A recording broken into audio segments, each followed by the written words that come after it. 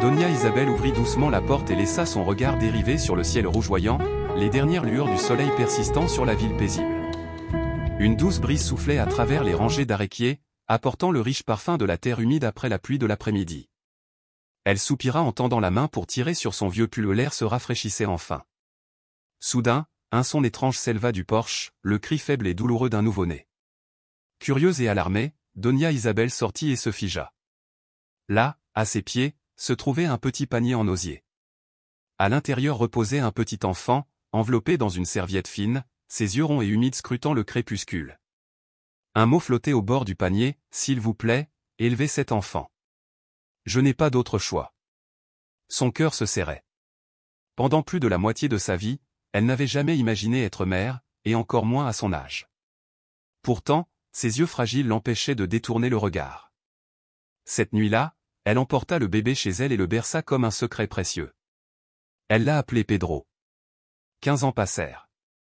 Sous la douce protection de Donia Isabel, Pedro devint un adolescent libre d'esprit, aux cheveux hirsutes et aux yeux brillants. Pourtant, sous son rire facile se cachait un désir plus profond, connaître ses véritables origines. Un soir, au crépuscule, Pedro rentra chez lui, jetant des cailloux sur le chemin de terre, les pensées tourmentées par un tourbillon de questions. Il s'arrêta devant la vieille clôture et trouva Donia Isabel qui l'attendait, l'air sévère mais triste. « Pedro, tu es enfin de retour » dit-elle d'une voix basse et pleine de reproches. Il renifla. « C'est encore la clôture. Pourquoi veux-tu toujours que je la répare? Qu'est-ce qui est si important ?» Son regard n'exprimait aucune colère, seulement de la tristesse. « Ce n'est pas une question de clôture. Il s'agit d'apprendre à être responsable, à prendre soin de ce qui vous appartient. Vous n'y accordez peut-être pas de valeur maintenant, mais un jour, vous y accorderez de l'importance. » Pedro leva les yeux au ciel. « Tu me dis toujours quoi faire. Tu ne me laisses rien décider. »« Ce n'est pas une question de contrôle, » répondit-elle doucement. « Je veux juste que tu grandisses et que tu penses par toi-même. Mais si tu continues à te rebeller, tu le regretteras. » Il haussa les épaules et partit en trombe retrouver ses amis. Cette nuit-là, tout changea lorsqu'il rencontra Chan, une citadine aux cheveux courts et élégants, dont le regard semblait le transpercer. Adossé à un mur, Pedro croisa les bras tandis qu'elle s'approchait, les cheveux dansant au vent. « Alors, c'est toi Pedro » dit Chan d'un rire léger mais évaluateur. « J'ai entendu dire que tu n'écoutais personne. Je n'aime tout simplement pas être contrôlé, a-t-il admis. » Elle rit de nouveau. À partir de cet instant, leurs mondes se percutèrent. L'assurance et l'insouciance de Chan éveillèrent en Pedro un désir de liberté dont il n'avait fait que rêver. Mais Donia Isabel remarqua le changement. Pedro commença à rentrer plus tard, négligeant ses tâches ménagères et lui parlant avec une froideur qui la blessait. Un soir, alors qu'il franchissait la porte, elle se tenait dans le couloir et lui demanda « Pedro, peux-tu m'expliquer ce qui se passe ?» Il soupira. « Ce n'est rien. Je veux juste un peu de liberté. » « La liberté, c'est bien, » dit-elle doucement. « Mais tu ne crois pas que tu vas trop loin. » Il se retourna, la colère montant en lui. « Tu me dis toujours quoi faire. Chan ne me force pas à faire des choses sans importance. » Les yeux de Donia Isabel s'emplirent d'inquiétude. « Ce que je vous apprends est important, c'est ainsi que vous apprendrez à aimer et à être responsable. »« Je n'ai peut-être pas besoin d'apprendre ça, » rétorqua-t-il. « Après tout, je ne suis même pas ton fils biologique. » Son cœur se brisa à cet instant. Le silence retomba dans la maison, et Pedro comprit qu'il était allé trop loin, mais l'orgueil l'empêcha de s'excuser. Il s'enfuit, la laissant seule avec sa douleur. Cette nuit-là, Pedro trouva Chan qui l'attendait près d'une vieille moto. Elle semblait différente, une lueur lointaine brillait dans ses yeux. « Qu'est-ce qui ne va pas ?» demanda-t-il. « Je pense partir » a-t-elle admis. « Je n'avais jamais prévu de rester ici longtemps. »« Pourquoi ?» fronça-t-il les sourcils. « Je suis venu pour m'échapper, » dit-elle doucement, « mais maintenant il est temps de passer à autre chose. » Le cœur de Pedro se serra. Chan était le seul à lui avoir donné ce sentiment d'appartenance. « Laisse-moi venir avec toi » lança-t-il avant de réfléchir. Un doux sourire se dessina sur ses lèvres. « Tu es sûr qu'on ne peut plus faire marche arrière une fois qu'on sera parti ?» Il déglutit difficilement. Des pensées sur Donia Isabel et la petite maison lui traversèrent l'esprit, mais aussi sur les leçons étouffantes qu'il ne supportait plus. Oui, murmura-t-il. Ce soir-là, ils élaborèrent leur plan. Pedro fit ses bagages en silence et laissa un mot, « Ne me cherchez pas. Je veux suivre mon propre chemin », il jeta son sac à dos sur son épaule et se glissa dans l'obscurité. Dehors, Chan fit vrombir la moto. « Monte », murmura-t-elle. « Tu es sûr ?» demanda-t-il une dernière fois. Il hocha la tête. D'un coup de pied, ils partirent, leur ville tranquille se fondant dans la nuit derrière eux. Ils se dirigèrent vers une ville voisine où Chan avait un ami qui les aiderait à louer une petite chambre. Les premiers jours, Pedro goûta à la liberté tant désirée, mais la réalité s'imposa bientôt. La chambre était exiguë et humide, meublée seulement d'un lit et d'un ventilateur grinçant. L'argent commença à manquer. Chan trouva un travail à temps partiel dans un café, mais Pedro n'avait aucune compétence et personne n'embaucherait un vagabond de 15 ans. Peu à peu, il comprit qu'une vie, libre, n'était pas si simple. Les repas se faisaient rares, la pièce plus oppressante, et les visites de Chan se faisaient plus rares. Un matin, elle le regarda avec des yeux fatigués. « Je m'en vais. » Pedro se figea. « Est-ce que cet endroit nous réserve quelque chose ?» Elle haussa les épaules. « J'ai des contacts en ville. Rester ici ne résout rien. » Son cœur se serra lorsqu'il vit Chan s'éloigner, à nouveau seul, avec rien d'autre que l'écho de la route derrière lui. Pedro sentit une boule se former dans sa poitrine tandis que Shango se taisait un instant, puis soupirait. « Tu dois trouver ta voie, Pedro. Je ne peux pas te porter éternellement. » Sans un mot de plus, il partit, laissant Pedro seul dans la chambre vide du motel. À cet instant, Pedro ressentit tout le poids de sa solitude. Visiblement désespéré, Pedro erra dans la ville à la recherche d'un emploi, mais personne ne voulait embaucher un enfant. Ses maigres économies fondirent rapidement, et la faim s'installa comme un prédateur silencieux. Il comprit que sans Doña Isabel, sans la sécurité et la chaleur de son ancienne demeure, il était vraiment seul. Par une nuit pluvieuse, Pedro se blottit sur le porche d'une tienda fermée. Son estomac gargouillait et ses pensées étaient embrumées par la faim. Il se souvint du doux contact de Doña Isabel, qui le couvrait d'une couverture lorsque le froid le frappait. Le regret le submergea, comment pourrait-il revenir? Il lui avait laissé une lettre, jurant de ne jamais revenir, craignant d'affronter son regard déçu. L'épuisement le gagna et il sombra dans un sommeil agité. Dans son demi-rêve, une voix douce l'appela, « Pourquoi es-tu assis ici ?» Pedro cligna des yeux et vit un homme d'âge moyen en imperméable, les yeux brillants dans la pénombre. « Si tu as besoin de travail, j'ai une place pour toi, » dit l'inconnu avec un léger sourire. « Mais il faut du courage. » Pedro hésita, mais la faim ne lui laissa pas le choix. Le sourire en coin de l'homme s'accentua. « C'est un travail simple, sois appliqué et tais-toi. Tu as besoin d'argent. J'ai besoin de gens. » Hochant la tête, Pedro le suivit à travers les rues désertes jusqu'à un vieil entrepôt à la périphérie de la ville, bordé de camions rouillés et d'ombre. À l'intérieur, des hommes soulevaient de lourdes caisses dans des fourgons défoncés, inspectant chaque colis avant de le sceller dans du carton ordinaire. « Suivez simplement les instructions, » dit l'homme à l'imperméable. Pedro remonta ses manches et se mit au travail, la sueur trempant sa chemise tandis qu'il soulevait carton après carton. Il ne demandait jamais ce qu'il y avait à l'intérieur. Le petit salaire, bien que dérisoire, était synonyme de survie. Avec le temps, il s'habitua à la routine, obéissant sans poser de questions.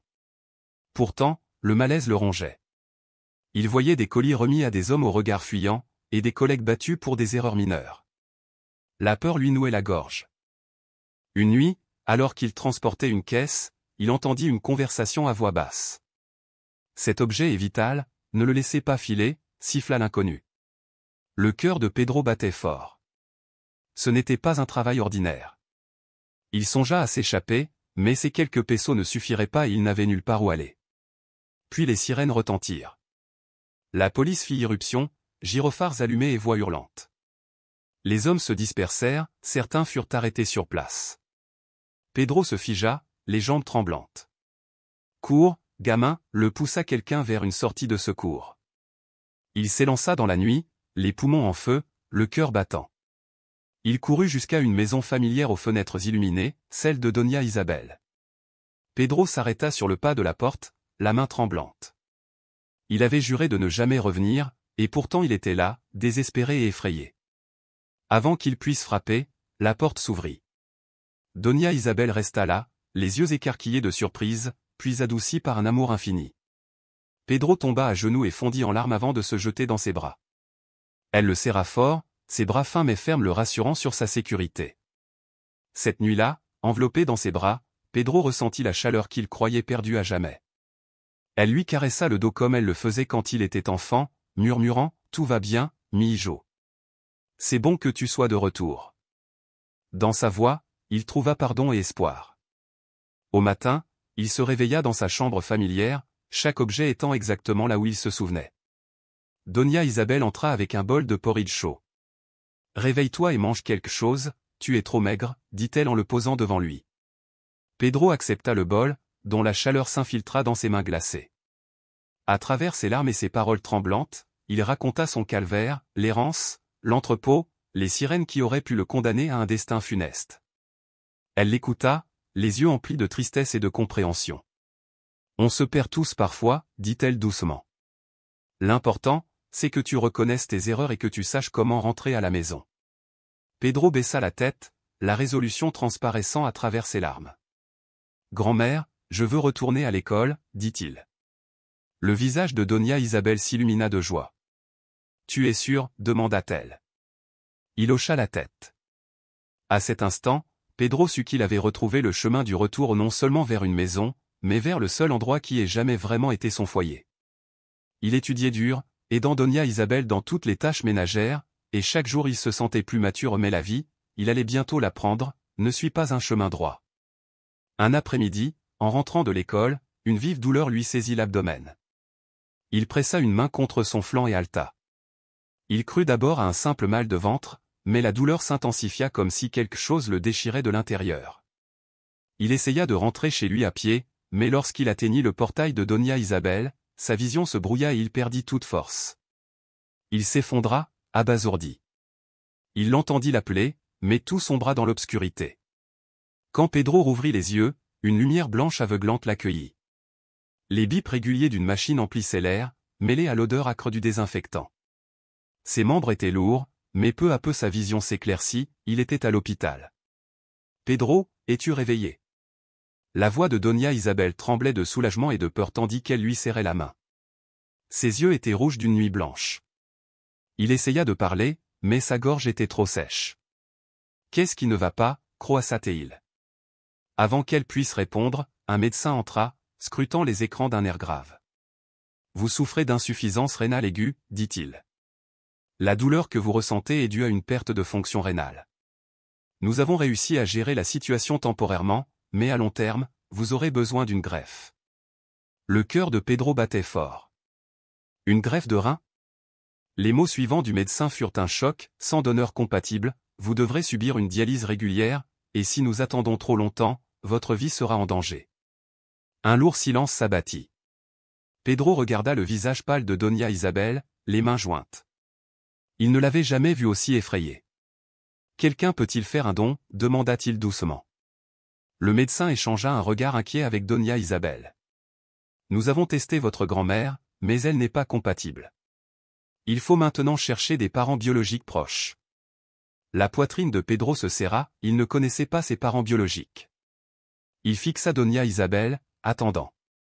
Elle baissa la tête, d'une voix à peine plus forte qu'un murmure, « Pedro, il est temps que tu saches la vérité. » Dans le silence qui suivit, Donia Isabel lui raconta cette nuit d'orage, autrefois, où elle avait trouvé un bébé enveloppé dans une couverture dans un panier sur le pas de sa porte, accompagné d'une lettre d'une mère anonyme la suppliant de s'occuper de l'enfant. Pedro garda le silence. « J'ai donc des parents, dit-il enfin. Elle hocha la tête, les larmes aux yeux.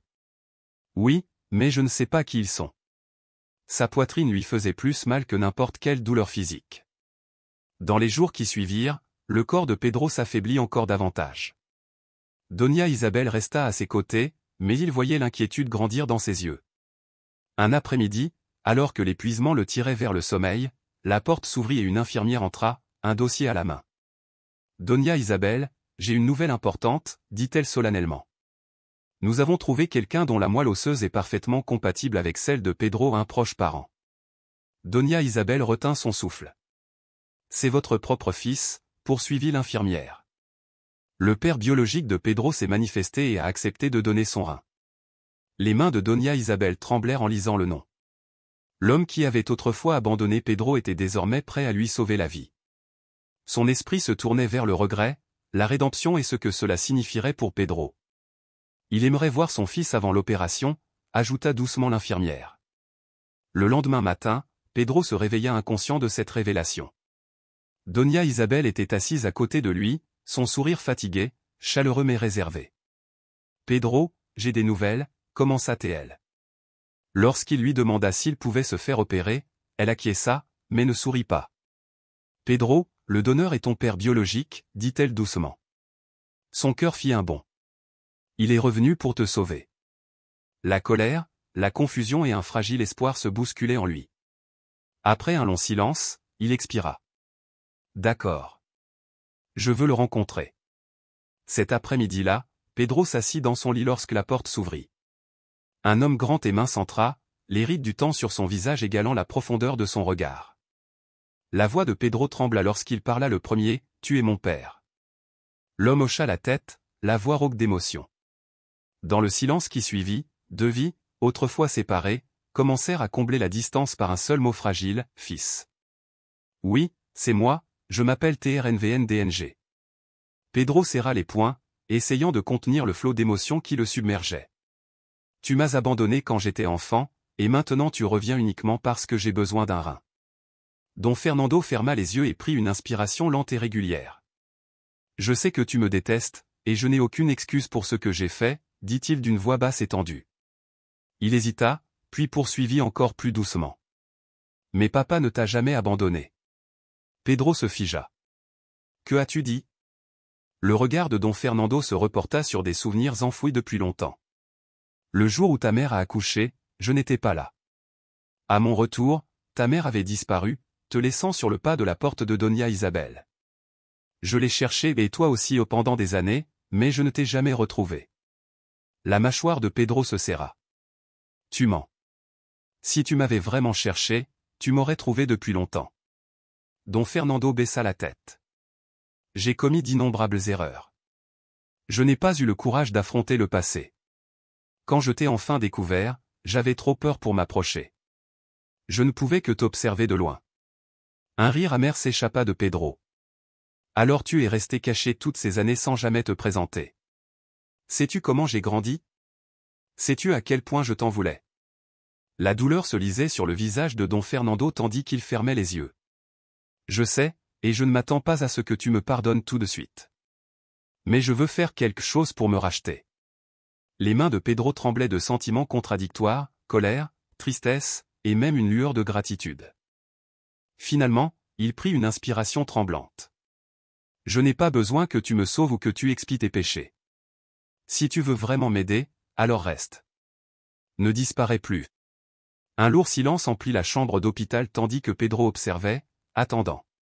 Je n'ai pas besoin d'un père qui n'apparaît que lorsqu'il y a quelque chose à sacrifier, puis disparaît, répéta-t-il d'une voix brisée. Si tu veux la rédemption, tu dois rester. Don Fernando déglutit difficilement, le regard tourmenté. Il s'était préparé à donner son rein à Pedro, mais à cet instant, il comprit, Pedro avait besoin de plus qu'un organe, il avait besoin d'un père qui resterait. Jusqu'à présent, j'ai toujours fui, avoua Don Fernando, la voix brisée.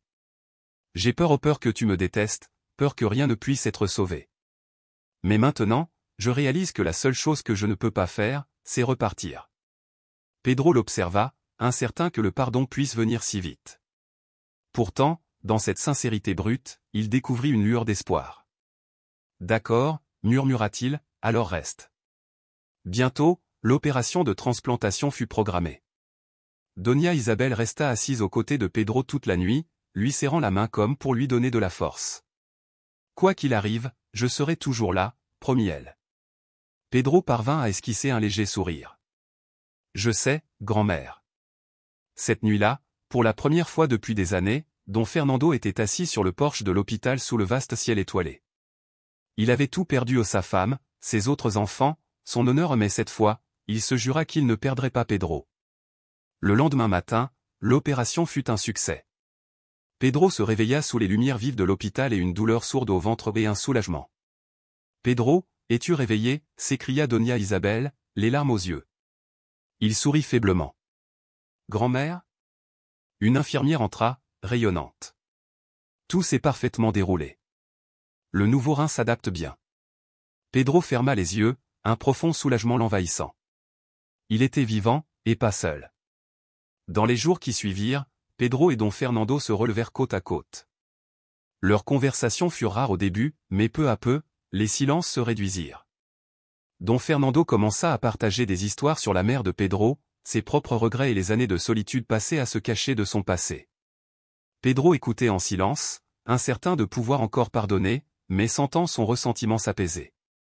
Doña Isabel les observait avec soulagement. Elle avait craint que Pedro ne découvre jamais ses origines, mais maintenant, avec la présence de son père, tout avait changé. Quand le jour de leur départ arriva, le ciel était clair et doré. Pedro sortit, prit une grande inspiration et se sentit renaître. Don Fernando se tenait à côté de Doña Isabel, l'espoir brillant dans ses yeux. « Je veux tout recommencer » dit Pedro en croisant le regard de son père. « Nous pouvons essayer » répondit Don Fernando en hochant la tête. Les larmes de joie de Doña Isabel scintillaient dans la lumière du matin. Pour la première fois depuis des années, leur famille se sentait au complet. De retour dans leur petite maison, la vie était loin d'être facile. Pedro s'irritait encore d'appeler Don Fernando « papa », et Don Fernando peinait à combler le fossé des années perdues. Mais il persévérait, il réparait la vieille clôture avec Doña Isabel, faisait les courses et, tout simplement, était là. Un après-midi, Don Fernando apporta à Pedro un verre de jus d'orange et lui demanda doucement « Te souviens-tu de la première fois où tu as bu du jus d'orange » Pedro fronça les sourcils. « Comment le sais-tu » Don Fernando souriait malgré sa nostalgie. « Ta mère me préparait du jus d'orange quand j'étais petit. Chaque gorgée me faisait grimacer à cause de l'acidité, mais je le buvais quand même pour lui faire plaisir. » Tandis que Pedro tenait le verre, un sentiment nouveau s'éveilla en lui, un lien non seulement avec Don Fernando, mais aussi avec la mère qu'il n'avait jamais connue. « Comment était-elle » demanda-t-il doucement. Le regard de Don Fernando s'adoucit. Elle était forte et aimante. Elle adorait ses enfants plus que tout. Pedro se tut, regardant le soleil disparaître à l'horizon. Pour la première fois, il avait envie d'en savoir plus sur sa mère et de construire un avenir avec son père revenu pour rester. Ce soir-là, au cours d'un dîner avec Doña Isabel et Don Fernando, Pedro prit la parole « Je veux retourner à l'école ». Doña Isabel halta, les larmes aux yeux, et Don Fernando rayonna de fierté. « Tu y arriveras, promit-il, je t'aiderai à chaque étape. » Dans les mois qui suivirent, Pedro reprit ses études, se levant tôt pour apprendre, travailler et reconstruire sa vie. Chaque après-midi, à son retour, il retrouvait Don Fernando sur le porche, prêt à lui demander « Comment s'est passée ta journée ? Besoin d'aide ?» Petit à petit, Pedro a appris à l'appeler « papa » sans hésitation. Le jour de son examen final, Doña Isabel se tenait devant les grilles de l'école, la fierté dans les yeux. Don Fernando tendit à Pedro une vieille amulette, « Ta mère a gardé ceci pour prier pour ma sécurité. Maintenant, tu devrais la porter. » Pedro serrait l'amulette, sentant un fil invisible relier le passé au présent. Il entra dans la salle d'examen, déterminé, non pas à fuir la vie, mais à aller de l'avant. Des semaines plus tard, un message arriva, son résultat était arrivé. Les mains tremblantes, il l'ouvrit. Il avait réussi. Débordant de joie, Pedro courut à la maison pour embrasser Doña Isabel. « Grand-mère, j'ai réussi. » Derrière lui, Don Fernando l'observait avec un sourire fier. « Je savais que tu en étais capable. » Cette nuit-là, les trois étaient assis ensemble sur le porche sous les étoiles. « Je vais continuer à étudier, » a annoncé Pedro, « peut-être apprendre un métier. »« Tant que tu le souhaites, nous te soutiendrons, » a déclaré Doña Isabel. Don Fernando hocha la tête pensivement. « Je veux rester ici et construire quelque chose avec toi, » ajouta-t-il. Le père et le fils partagèrent un sourire discret, enfin pleinement unis. Dans les jours qui suivirent, Pedro s'inscrivit à une formation professionnelle, conciliant travail et études, et Don Fernando ouvrit une petite entreprise de réparation en ville. Avec Doña Isabel, ils reconstruisirent non seulement une maison, mais aussi une famille forgée par l'amour, le pardon et le courage d'affronter le passé. Le parcours de Pedro ne se limitait pas à reconstruire une famille, il témoignait de la force de l'espoir. Nous faisons tous des erreurs, mais la plus grande liberté réside dans le fait d'oser faire marche arrière, de se racheter et de construire un avenir meilleur. Merci d'avoir suivi cette histoire. Puissiez-vous toujours trouver le bonheur auprès de vos proches et ne jamais cesser de vous battre pour un avenir meilleur.